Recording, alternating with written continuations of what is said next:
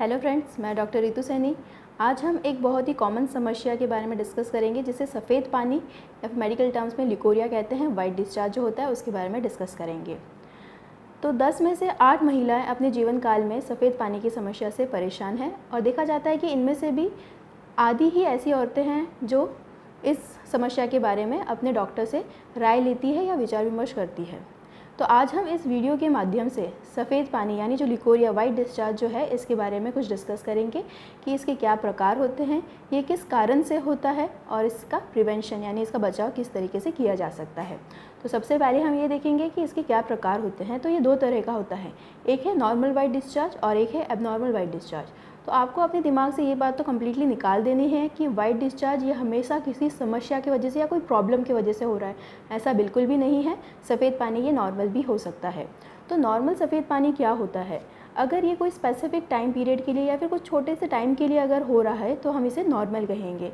इसमें बदबू दुर्गंध नहीं आती है, खुजली वगैरह नहीं होती है, नॉर्मल पानी की तरह होता है, तो ये नॉर्मल वाइट डिस्चार्ज है।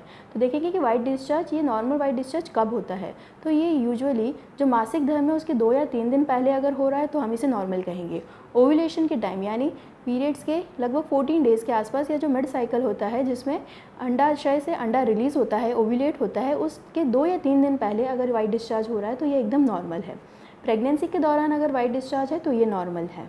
प्रेगनेंसी डिलीवरी के बाद अगर 2-3 दिन डिलीवरी के थोड़े दिन बाद अगर ये वाइट डिस्चार्ज हो रहा है तो इसे भी हम नॉर्मल कहेंगे। फीमेल्स में यूजुअली सेक्सुअल अराउजल यानी उत्तेजित अवस्था में सफ़ेद पानी आ सकता है, जो एकदम नॉर्मल है। तो ये तो रहा सफ़ेद पानी नॉर्मल वाइट डिस्चार्ज के बारे में। अब हम डिस्कस करेंगे कि एबनॉर्मल वाइट डिस्चार्ज ये क्या होता है। अगर ये वाइट डिस्चार्ज जो है इसकी मात्रा अधिक हो रही हो या फिर ये लंबे समय तक हो रहा हो, महिला को हमेशा नीचे की तरफ गीलापन महसूस हो रहा हो, तो हम इसे एबनॉर्मल वाइट डिस्चार्ज कहेंगे। इसमें रंग में परिवर्तन हो सकता है यानी कलर चेंज हो सकता है, कंसिस्टेंसी चेंज हो सकती है, तो ये होता है abnormal white discharge. Abnormal white discharge के साथ जो बाकी के लक्षण देखे जाते हैं तो वो ये है कि महिला को नीचे की तरफ खुजली हो सकती है, इस सफ़ेद पानी के साथ इन्हें बदबू आ सकती है, इसमें नीचे की तरफ लालिमा यानी इन्फ्लेमेशन जो हो सकता है वो भी हो सकता है। नेक्स्ट है कि छोटे छोटे दाने हो सकते हैं या फिर पेट के निचले हिस्से में या फिर कमर में काफ़ी दर्द हो सकता है। अगर इनमें से कोई भी लक्षण आप में है तो आपको बहुत ज़्यादा ज़रूरत है कि आपको अपने नज़दीकी गायनेकोलॉजिस्ट से मिल लेना चाहिए। तो अब हम इसके कारण के बारे में डिस्कस करेंगे। तो मोस्टली ये 3 रीजंस की वजह से होता है। सबसे फर्स्ट है बैक्टीरियल वजाइनोसिस, सेकंड है फंगल यानी जिसे हम वल्वोवजाइनल कैंडिडियासिस कहते हैं, और लास्ट जो है वो है ट्राइकोमोनियासिस। तो जो फंगल है बैक्टीरियल, फर्स्ट हम बैक्टीरियल वजाइनोसिस के बारे में डिस्कस करेंगे। बैक्टीरियल वजाइनोसिस ये यूजुअली अगर कोई लेडीज़ होते हैं जो सेंटेड परफ्यूम्स या सोप यूज़ करते हैं या फिर वजाइनल वॉश वगैरह यूज़ करते हैं, इसकी वजह से क्या होता है, जो नॉर्मल बैक्टीरिया होती है वो तो वॉश आउट हो जाती है और जो एबनॉर्मल बैक्टीरिया होती है वो ग्रो कर जाती है, जिसकी वजह से वाइट डिस्चार्ज होता है। इसमें जो वाइट डिस्चार्ज होता है ये दूध की तरह होता है, एकदम सफ़ेद होता है, और इसमें यूजुअली एक फिशी स्मेल यानी एक अजीब सी दुर्गंध आती है। तो ये हो गया बैक्टीरियल वजाइनोसिस के बारे में। अब आएंगे हम फंगल इन्फेक्शन यानी जो वल्वोवजाइनल कैंडिडियासिस है। ये यूजुअली उन लेडीज़ में होता है जिनकी इम्यूनिटी कम होती हो, यानी इन्फेक्शन से लड़ने की जो क्षमता होती है वो कम होती हो। ये यूजुअली डायबिटीज़ के पेशेंट्स में देखी जाती है, या फिर कोई काफ़ी लंबे समय से इम्यूनोसप्रेसिव ड्रग्स या फिर कोई स्टेरॉइड्स या फिर ओरल कॉन्ट्रासेप्टिव पिल्स यानी गर्भ निरोधक गोलियों का लंबे समय से इस्तेमाल कर रहे हो, उनमें ये फंगल इन्फेक्शन होने के चांसेस होते हैं। तो इसमें जो सफ़ेद पानी होता है वो कर्डी वाइट यानी दही की तरह या फिर फटे हुए दूध की तरह होता है। इसमें यूजुअली स्मेल तो नहीं आती है, लेकिन बाकी के कुछ सिम्टम्स यानी बाकी के लक्षण देखे जा सकते हैं। वो है कि खुजली की प्रॉब्लम हो सकती है, पेशाब करते टाइम दर्द हो सकता है, या फिर डिस्पेरियूरिया यानी संबंध करते टाइम दर्द हो सकता है। लास्ट जो है वो है ट्राइकोमोनियासिस, जो एक पैरासाइटिक इन्फेक्शन है। ये यूजुअली बैड हाइजीन यानी साफ़ सफाई न रखने की वजह से होता है, और इसमें जो पानी आता है, जो डिस्चार्ज होता है, वो यूजुअली येलोइश यानी पीले या फिर ग्रीनिश यानी हरे रंग का होता है। इसमें जो ये डिस्चार्ज होता है वो फ्रॉथी होता है, यानी इसमें झाग भी आ सकते हैं। स्मेल तो इसमें भी नहीं आती है मोस्टली, लेकिन बाकी के जो है इचिंग यानी खुजली और संबंध रखते टाइम दर्द हो सकता है। ये जो ट्राइकोमोनियासिस है इसके बारे में सबसे इंपॉर्टेंट फीचर ये है कि ये सेक्सुअली ट्रांसमिटेड है, यानी संबंध रखने से ये फैलता है। तो इसलिए इसके इलाज के दौरान इस चीज़ का ध्यान रखना होता है कि हस्बैंड वाइफ यानी दोनों कपल का साथ में एक साथ ट्रीटमेंट लेना होता है, सो दैट ये कम्प्लीटली क्योर हो सके। तो अब हम इस लास्ट पॉइंट, अब हम इसके प्रिवेंशन के बारे में कुछ डिस्कस करेंगे। प्रिवेंशन यानी किस तरीके से हम सफ़ेद पानी से बच सकते हैं। तो मोस्टली सबसे फर्स्ट इंपॉर्टेंट है हाइजीन। सबसे मोस्ट इंपॉर्टेंट ये है कि शरीर की साफ़ सफाई अगर सही तरीके से रखी जाए तो हम सफ़ेद पानी से काफ़ी हद तक बच सकते हैं। तो सबसे फर्स्ट इंपॉर्टेंट है यूरिन पास करने के बाद यानी पेशाब करने के बाद हमेशा योनि को जो है सही से साफ़ करें। पानी से साफ़ कर सकते हैं, नॉर्मल ल्यूकवार्म वाटर से इसे साफ़ किया जा सकता है। और साफ़ करने के बाद ध्यान रखें कि इसे कोई भी टिश्यू पेपर या सॉफ्ट कॉटन का कोई भी सॉफ्ट कपड़े से इसे साफ़ करना है। और साफ़ करते टाइम इस चीज़ का ध्यान रखना है कि योनि को हमेशा आगे से पीछे की तरफ साफ़ करें, न कि पीछे से आगे की तरफ। नेक्स्ट है कि कॉटन की क्लोथ्स पहने, कॉटन पैंटीज़ का यूज़ करें, न कि सिंथेटिक या नायलॉन मटेरियल का यूज़ करें आप। सेंटेड परफ्यूम्स और सोप जो है इनका यूज़ नहीं करना चाहिए। ज़्यादा वजाइनल वॉश ये सब ज़्यादा लंबे समय तक नहीं यूज़ करना चाहिए। इससे नॉर्मल जो बैक्टीरिया होती है वो तो वॉश आउट हो जाती है, जो हेल्दी बैक्टीरिया जो वजाइना के लिए इंपॉर्टेंट है वो तो वॉश आउट हो जाती है, और एबनॉर्मल बैक्टीरिया के लिए स्पेस छोड़ जाती है, जिसकी वजह से एबनॉर्मल बैक्टीरिया का ग्रोथ होता है और इन्फेक्शन होने के चांसेस होते हैं।